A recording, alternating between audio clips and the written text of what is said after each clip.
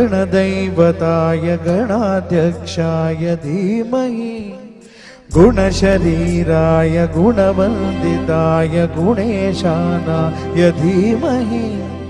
गुणाधीताय गुणाधीशाय गुणप्रविष्टाय धीमहि एकदन्ताय वक्रतुण्डाय गौरीतनयाय धीमहि गजेशानाय भालचन्द्राय श्रीगणेशाय धीमहि